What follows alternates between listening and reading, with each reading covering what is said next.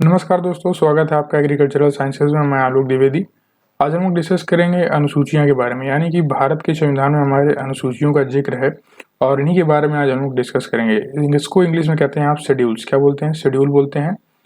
और ये हमारे जो इंडियन कॉन्स्टिट्यूशन में है, इससे क्वेश्चन जरूर आता है कॉम्पिटिटिव एग्जाम में। तो शेड्यूल्स के बारे में जानना बहुत जरूरी है। जिस तरीके से हमने पार्ट्स ऑफ और इंडियन कॉन्स्टिट्यूशन पढ़ा है, उसी तरीके से आज हम लोग इंडियन कॉन्स्टिट्यूशन के शेड्यूल्स के बारे में पढ़ेंगे। तो चलिए हम लोग अपना सेशन स्टार्ट करते हैं बिना वक्त गंवाए। देखिए शेड्यूल्स क्या है। शेड्यूल्स बेसिकली कैटेगराइज या टेबुलेट करते हैं ब्यूरोक्रेटिक एक्टिविटी या पॉलिसी ऑफ गवर्नमेंट को। यानी कि इनका काम होता है कि ब्यूरोक्रेटिक जो प्रशासनिक जो क्रियाकल्प है, मतलब जो क्रियाएं हैं, इनका कैटेगराइजेशन करना, इनको टेबुलेट करना और पॉलिसी ऑफ गवर्नमेंट को बनाने के लिए इसको कैटेगराइजेशन करना। ठीक है, किसका? सब्जेक्ट्स का। तो इसलिए जो है शेड्यूल्स हमारे लिए इंपॉर्टेंट होती हैं। आई होप आप समझ गए। नेक्स्ट जब बात करें तो यदि आपसे क्वेश्चन अराइज होता है शेड्यूल से रिलेटेड कि क्या ये कॉन्स्टिट्यूशन के पार्ट हैं, तो आप बताएंगे जी हाँ, ये कॉन्स्टिट्यूशन का पार्ट है। नेक्स्ट क्वेश्चन इससे अराइज होता है कि क्या इन्हें अमेंड किया जा सकता है, कि जी हाँ बिल्कुल, अगर ये कॉन्स्टिट्यूशन का पार्ट है तो इनको अमेंड किया जा सकता है। नेक्स्ट जो आपका प्रश्न इससे बनेगा वो ये बनेगा कि इनिशियल स्टेज में शेड्यूल्स हमारे कॉन्स्टिट्यूशन में कितने थी, तो आप बताएंगे कि 8 अनुसूचियाँ थी। यदि पूछा जाए कि लेटर इस समय वर्तमान में कितनी अनुसूचियाँ हैं, तो आप बताएंगे 12 अनुसूचियाँ हैं। ठीक है, तो इस तरीके से आप जो है क्वेश्चंस के आंसर देंगे यदि आपसे इस तरीके के प्रश्न पूछे जाते हैं तो। नेक्स्ट बात करें अनुसूचियां जिन्हें बाद में जोड़ा गया, जैसे कि पहले मैंने अभी आपको बताया पीछे कि 8 अनुसूचियां थी, फिर 12 अनुसूचियां हो गई। इसी प्रकार यदि आपसे पूछा जाए कि जो बाद में जोड़ी गई वो कौन कौन सी अनुसूचियां हैं, तो आप बताएंगे कि 9th जो शेड्यूल है, 10th शेड्यूल है, 11th शेड्यूल है, 12th शेड्यूल है। मतलब लाइन से 9, 10th, 11th, 12th इनको लेटर ऐड किया गया था। ठीक है, तो जो 9th शेड्यूल है इसमें दिया हुआ है आपका पहले जो कॉन्स्टिट्यूशनल अमेंडमेंट हुआ था, यानी कि पहला जो संवैधानिक संशोधन हुआ था उसमें इसको जोड़ा गया था, जो कि कब हुआ था? 1951 में हुआ था। इसमें आपके लैंड रिफॉर्म से रिलेटेड जो है कानून इसमें एडअप किए गए थे। जो आपका नेक्स्ट है 10th शेड्यूल, ये आपका 35 संवैधानिक संशोधन में ऐड किया गया था इसको, जिसमें कि पहले एसोसिएट जो स्टेट था उसको जो है इसमें रखा गया था, इस विषय को इसमें मेंशन किया गया था। और फिर लास्ट में जो है इसको रिपील कर दिया गया, हटा दिया गया, और दोबारा से 52 नंबर का जो संवैधानिक संशोधन है उसको लाया गया 1985 में, और इसमें दल बदल कानून को रख दिया गया। दल बदल कानून क्या है, इसके बारे में हम लोग अभी डिटेल में पढ़ेंगे कि आखिर दल बदल कानून क्या चीज़ है, जब हम लोग इस अनुसूची पर जाएंगे। ठीक है, तो वीडियो को लास्ट तक देखिएगा, और यदि आपको चीज़ें समझ में आती हैं, लगता है आपको कुछ इन्फॉर्मेशन मिली, तो वीडियो को लाइक करिएगा और दोस्तों के साथ शेयर करिएगा। देखिए जो आपका अनुसूची 11 है, यानी कि शेड्यूल जो 11 है, इसको जो है तीसरा संवैधानिक संशोधन जब किया गया 1992 में, तो इसमें जो है पंचायती राज से रिलेटेड जो सब्जेक्ट्स हैं उनको यहाँ पर मेंशन किया गया। जो अनुसूची 12 है इसमें म्यूनिसिपैलिटीज़ हैं, यानी कि नगर निगम जैसी शहरी संस्थाएं इसी में जो है मेंशनड है, और इसको 74 संवैधानिक संशोधन में एडप्ट किया गया था 1992 में। तो आई होप आपको क्लियर है कौन सी शेड्यूल्स को बाद में ऐड किया गया था और उन शेड्यूल्स में क्या क्या दिया हुआ है। और हम लोग स्टार्टिंग से पढ़ेंगे शेड्यूल 1 से लेकर शेड्यूल 12 तक की चीज़ें क्या दी हुई हैं शेड्यूल्स में। देखिए इत्मीनान से समझिए, चीज़ों को याद हो जाएंगी आपसे, 2-3 बार आप इसको पढ़ेंगे आपको क्लियर हो जाएंगी चीज़ें कि आखिर में क्या दिया हुआ है। तो जो आपकी अनुसूची 1 है इसमें क्या है कि राज्य या संघ शासित प्रदेश के बारे में दिया हुआ है, जैसे कि स्टेट एंड यूनियन टेरिटरीज हैं। तो वर्तमान में इस समय हमारे भारत में 28 राज्य हैं, 28 केंद्र शासित प्रदेश हैं। इसमें क्या हुआ है कि जो शेड्यूल जो 1 है इसमें स्टेट एंड यूटीज के बारे में तो दिया हुआ है, साथ में इसके साथ कि राज्यों के जो सीमा क्षेत्र होते हैं या फिर इसमें किसी प्रकार का जब बदलाव होता है तो इसमें जो है उस चीज़ का वर्णन कर दिया जाता है। ठीक है, तो ये आपका शेड्यूल 1 में दिया हुआ है। नेक्स्ट बात करें शेड्यूल 2 यानी कि अनुसूची 2 के बारे में, तो इस अनुसूची में आपका वेतन भत्ते और पेंशन के बारे में जो है मेंशन्ड है, इस विषय से इसमें जो है दिया हुआ है चीज़ें। और इसके जो लाभार्थी होते हैं, मतलब किनके वेतन भत्ते और पेंशन के बारे में शेड्यूल 2 में दिया हुआ है, तो आपके लिए काफ़ी इंपॉर्टेंट है जानना। जैसे कि राष्ट्रपति हो गया, राज्यपाल हो गया, विधानसभा और लोकसभा के अध्यक्ष हो गए, उपाध्यक्ष हो गए, विधान परिषद राज्यसभा के अध्यक्ष उपाध्यक्ष हो गए, उपराष्ट्रपति हो गया, उच्च न्यायालय हो गया, उच्चतम न्यायालय के न्यायाधीश हो गए, नियंत्रक व महालेखा परीक्षक हो गए। नियंत्रक या महालेखा परीक्षक जिन्हें आप कैग बोलते हैं, कंट्रोलर एंड ऑडिटर जनरल, ये क्या करते हैं, इनका काम क्या होता है, यही जो जनता का जो पैसा होता है ना, जो पब्लिक मनी होता है, उसका जो लेखा जोखा रखते हैं, उसी को बोलते हैं हम लोग नियंत्रक एवं महालेखा परीक्षक, कैग जिसको बोलते हैं आप, जो कि काफ़ी इंपॉर्टेंट होते हैं अपने इंडिया में। ठीक है, नेक्स्ट बात करें शेड्यूल 3 की, तो शेड्यूल 3 में आपका शपथ के विषय से जो है संबंधित चीज़ें यहाँ पर लिखी हुई हैं, मतलब ओथ जो है आपका शेड्यूल 3 में डिस्क्राइब्ड है। जैसे कि संघ सरकार के सभी मंत्री ओथ लेते हैं, लोकसभा के जो लोकसभा और राज्यसभा के सांसद हो गए, उच्चतम न्यायालय के सभी जो न्यायाधीश होते हैं, ठीक है, सुप्रीम कोर्ट या हाई कोर्ट के हो गए, तो नियंत्रक एवं महालेखा परीक्षक यानी कि कैग, ठीक है, राज्य के सभी मंत्री जो एमपी हो गए, और विधानसभा और विधान परिषद के विधायक, उच्च न्यायालय के न्यायाधीश, मतलब जितने भी जज होते हैं और ये सारी चीज़ें, ये सब लोग का जो ओथ है वो यहाँ पर मेंशन है कि ये लोग ओथ लेते हैं, ठीक है। और राष्ट्रपति की जो ओथ है वो यहाँ पर मेंशन नहीं है, वो आपकी आर्टिकल 60 में मेंशन है, यानी कि राष्ट्रपति जो है शेड्यूल 3 के अंदर नहीं आते हैं। ये जो है अनुच्छेद 60 के तहत ओथ लेते हैं। और जो उपराष्ट्रपति है इनका भी वर्णन जो है शेड्यूल 3 में नहीं है, ये भी जो है 69 के अकॉर्डिंग जो है ओथ लेते हैं। और जो गवर्नर है ये भी 159 के अकॉर्डिंग लेते हैं, यानी कि राष्ट्रपति 60 में है, उपराष्ट्रपति 59 में है और राज्यपाल 159 में है, ठीक है। तो इस तरीके से आप इनको याद रख सकते हैं।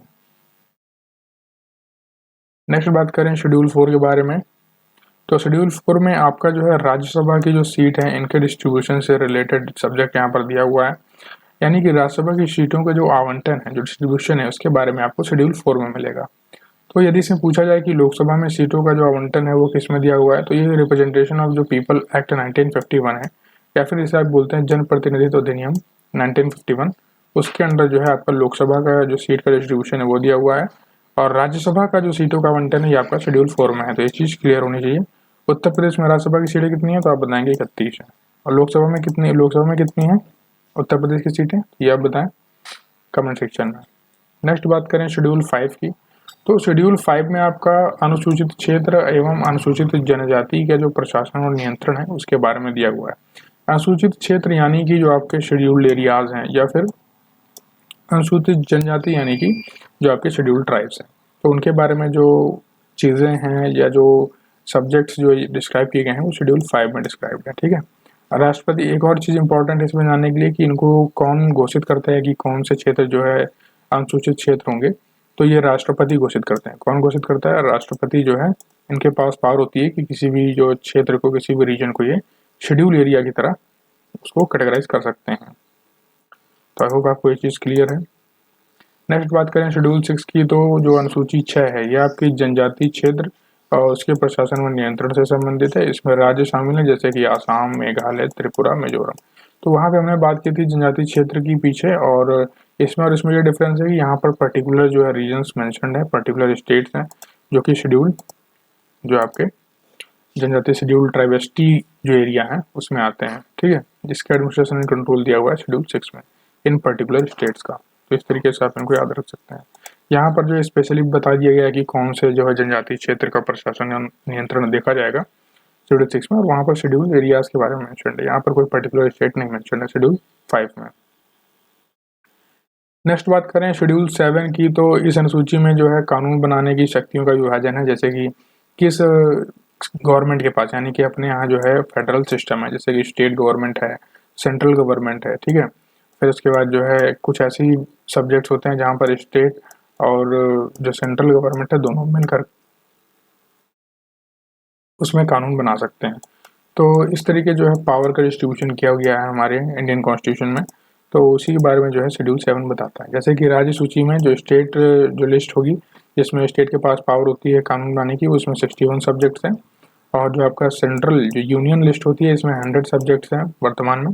और जो कंकरेंट लिस्ट होती है इसमें जो है 52 सब्जेक्ट्स होते हैं, जिसमें कि दोनों ही मिलकर जो है कानून बना सकते हैं। और एक और जो विषय होता है इसको बोलते हैं रेसिडुअरी सब्जेक्ट्स। तो इसमें भी सेंट्रल गवर्नमेंट के पास ही अल्टीमेट अथॉरिटी होती है लॉ बनाने की, ठीक है। नेक्स्ट बात करें तो कुछ देख लेते हैं सब्जेक्ट्स जो है यूनियन लिस्ट में कौन से आते हैं, जो कि एग्जाम में अधिकतर पूछ लिए जाते हैं। जैसे कि यूनियन लिस्ट के जो सब्जेक्ट्स जो ज़्यादा फेमस हैं, जैसे कि डिफेंस है, ठीक है, सिटीजनशिप है, जो कि न्यूज़ में भी ज़्यादातर होते हैं, तो उनको याद रखना जरूरी है। जैसे कि डिफेंस किस में आता है, यूनियन लिस्ट में आएगा। नागरिकता का यदि कोई कानून है तो वो भी किस में आएगा, यूनियन लिस्ट में आएगा। रेलवे भी आपका यूनियन में आता है, सेंट्रल लिस्ट में आता है। और बैंकिंग भी आपका यूनियन लिस्ट में आएगा। आरबीआई भी आपका यूनियन लिस्ट में आती है। शेयर मार्केट भी आपका यूनियन लिस्ट पे आता है। इंश्योरेंस भी यूनियन लिस्ट के अंदर है। टेलीकॉम भी इसी के अंदर है। फॉरेन भी आपका केंद्र के पास है। एटॉमिक एनर्जी भी केंद्र के पास है। सेंसस भी केंद्र के पास है। करेंसी भी जो है आपका केंद्र के पास है। War and peace, income tax, corporate tax, post office, saving scheme, ये सब आपके किसके पास है? केंद्र के पास इनकी पावर होती है जिन पर ये कानून बना सकते हैं सभी विषयों पर, ठीक है। और भी विषय हैं, यदि आप देखना चाहें तो सर्च कर सकते हैं, बट ये इंपॉर्टेंट है जो भी पूछे जाते हैं एक्चुअल एग्जाम में। नेक्स्ट बात करें स्टेट लिस्ट में, तो स्टेट लिस्ट में आपके 61 सब्जेक्ट्स हैं जो कि इंपॉर्टेंट सब्जेक्ट्स यहाँ पर मेंशन्ड हैं, जैसे कि लॉ एंड ऑर्डर हो गया, पब्लिक हेल्थ हो गया, एग्रीकल्चर हो गया, ठीक है। देखिए अभी एग्रीकल्चर का मुद्दा उठा हुआ है न्यूज़ में, पब्लिक हेल्थ भी जो है उठा हुआ है, लॉ एंड ऑर्डर हमेशा उठा ही रहता है मुद्दा, ठीक है। लैंड रेवेन्यू एंड टैक्सेस, ये भी जो है क्या है, ये सब जो है ऐसे सब्जेक्ट्स हैं जो कि हमेशा न्यूज़पेपर में बने रहते हैं। तो इस तरह के सब्जेक्ट जो है पूछ लिए जाते हैं, इसीलिए जो है इनको मैंने यहाँ पर मेंशन कर रखा है।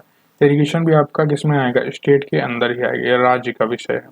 लॉ एंड ऑर्डर भी राज्य का विषय है। पब्लिक हेल्थ मतलब कि लोग जो स्वास्थ्य है, कृषि, सिंचाई, लैंड रेवेन्यू मतलब जो भूमि कर होता है, ठीक है, कर आपका नॉर्मल, फेयर एंड एग्जीबिशन जो हो गया, मेले जो लगते हैं आपके, मार्केट बाजार हो गया, एनिमल हस्बेंड्री हो गया, फिशरीज हो गया, ठीक है, अल्कोहल जो हो गया, जो शराब वाला हो जो है ना आपका पोर्शन, ये भी आपका स्टेट के अंदर ही आता है। एग्रीकल्चर टैक्स हो गया, ये भी आपका स्टेट के अंदर देखा जाता है। तो आई होप आपको क्लियर है क्या है स्टेट लिस्ट। नेक्स्ट जिसमें जो है स्टेट और सेंटर जो यूनियन यानी कि जो लिस्ट इसमें जो है लॉ बना सकते हैं दोनों लोग ही, तो लेकिन अल्टीमेट अथॉरिटी जो होती है वो सेंट्रल के पास ही होती है इसमें लॉ बनाने की। तो कौन से सब्जेक्ट्स हैं कुछ मेंशन्ड है जैसे कि इंपॉर्टेंट, जैसे कि इंडियन पिनल कोड है, क्रिमिनल प्रोसीजर कोड है, आपका न्यूज़पेपर एंड बुक्स है, मैरिज एंड डिवोर्स है, इलेक्ट्रिसिटी है। तो ये सब चीज़ें किस में है? देखिए इलेक्ट्रिसिटी इसमें मेंशन्ड, ये थोड़ा कंफ्यूज कर सकती है आपको, ठीक है। मैरिज डाइवोर्स भी आपको कंफ्यूज कर सकता है, न्यूज़पेपर भी, जैसे इंपॉर्टेंट आईपीसी सीआरपीसी दोनों के अंदर हैं न्यूज़पेपर, और मैरिज से संबंधित या डिवोर्स, तो ये भी आपका कॉन्करेंट लिस्ट में ही आएगा। और इलेक्ट्रिसिटी भी आपका जो है कॉन्करेंट के अंदर है। तो इस तरीके से आप इनको याद रख सकते हैं, अदरवाइज एग्जाम में आपसे गलती हो सकती है इसके बारे में, तो इनको क्लियर कट याद रखिएगा, एटलीस्ट इतने याद रखिएगा जितने मैंने आपको बताए हैं। शेड्यूल 8 क्या डिस्क्राइब करता है? तो शेड्यूल 8 में आपकी भाषाएं जो है लिखी हुई हैं, कौन कौन सी भाषाएं अपने संविधान में है उनके बारे में यहाँ पर वर्णन है।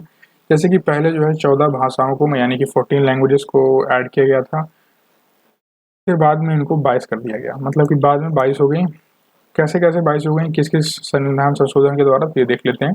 जैसे कि 21वां संविधान संशोधन 1967 में हुआ जिसमें कि सिंधी, और इसके 25 साल बाद 71 संशोधन 1992 हुआ जिसमें कि नेपाली, कोंकणी, मणिपुरी जोड़ी गई। फिर इसके बाद 11 साल बाद जो है 92 संशोधन किया गया 2003 में, जिसमें कि बोडो, डोगरी, मैथिली और संथाली को ऐड कर दिया गया।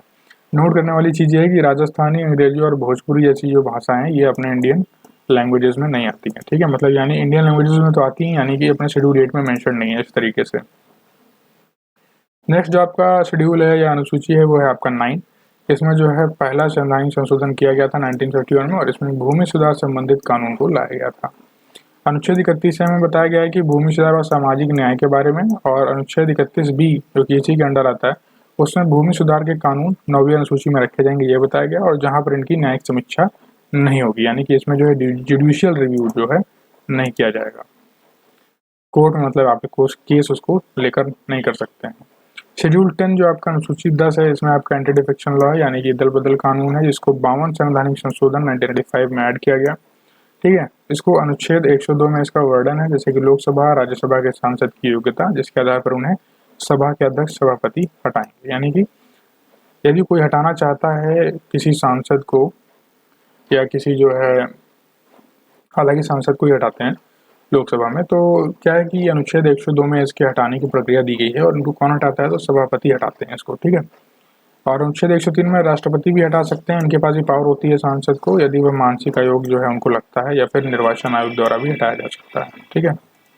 तो इस तरीके से आप इन चीज़ों को क्लियर रखेंगे, कौन कौन हटा सकता है कौन नहीं। दल बदल कारक यानी कि किन बेसिस पर जो है वो, यदि वो इन चीज़ों को कर देता है तो उसके ऊपर दल बदल कारक जो है लागू हो जाता है, यानी कि एंटी डिफेक्शन लॉ कार्य करने लगता है। जैसे कि पार्टी से इस्तीफा दे देना, पार्टी के खिलाफ वोट करना, निर्विरोध जीता उम्मीदवार यदि किसी पार्टी को ज्वाइन कर लेता है तब जो है, मनोनीत सदस्य बनने के 6 महीने बाद किसी पार्टी को ज्वाइन करना, तो उसके ऊपर जो है ये लागू हो जाएगा कानून। 2/3 से कम सांसद दूसरी पार्टी को ज्वाइन कर लेते हैं तब भी ये जो है वहाँ पर क्या होता है, इनेक्ट हो जाता है कानून। शेड्यूल 11 में आपका जो है पंचायत की शक्तियाँ के बारे में डिस्कशन है, और इसमें 29 सब्जेक्ट्स होते हैं शेड्यूल 11 में। और 73rd संवैधानिक संशोधन 1993 में इसको एडप्ट किया गया था। जो आपका शेड्यूल 12 है तो इसमें आपका 74th संवैधानिक संशोधन किया गया था 1993 में, और इसमें नगर पालिकाओं की शक्तियां हैं, यानी कि जो आपकी शहरी स्थानीय सरकार है उसके बारे में यहाँ पर दिया हुआ है शेड्यूल 12 में। इसमें कितने सब्जेक्ट्स आपसे पूछे हैं, तो 18 सब्जेक्ट्स हैं जो कि आपके एग्जाम में पूछा जाता है कि कितने सब्जेक्ट्स हैं, इसलिए यहाँ पर मैंने आपको सब्जेक्ट्स बताया है। तो आई होप आपको क्लियर है पूरा टॉपिक, कहीं पर कोई डाउट नहीं है, एकदम क्लियर चीज़ें आपको बताई हैं। ठीक है, इसको आप एक दो बार देख लीजिए तो आपको चीज़ें जो है कंठस्थ हो जाएंगी और आप कभी आप शेड्यूल्स के बारे में नहीं भूलेंगे। और एग्जाम में शेड्यूल से रिलेटेड क्वेश्चन जरूर आता है, तो इसमें जो है लापरवाही नहीं बरतिएगा, 2-3 बार इसको देखिएगा तो आपके जो है मार्क्स कंफर्म हो जाएंगे। और चैनल को सब्सक्राइब करना बिल्कुल ना भूलिएगा और बेल आइकन को टैप कर लीजिएगा, जिससे कि आपको नोटिफिकेशन जरूर मिलती रहे न्यू वीडियोज़ की। तो आई होप आप वीडियोज़ एंजॉय कर रहे हैं। कोई आपको डाउट नहीं, यदि कोई डाउट है तो आप मुझे इंस्टाग्राम पर फॉलो कर सकते हैं और अपनी क्वेरी को पूछ सकते हैं। ये मेरा Instagram user name. Telegram group को यदि आप ज्वाइन कर लेते हैं तो आपको जो है वीडियोज़ मिलती हैं और एग्रीकल्चर या फिर जो भी इंपॉर्टेंट करंट अफेयर होती है वहाँ पर आपको ये मिल जाती है रिटर्न फॉर्म में। ठीक है, तो आप इसको जो है ज्वाइन कर लेंगे। सो जय हिंद, जय भारत।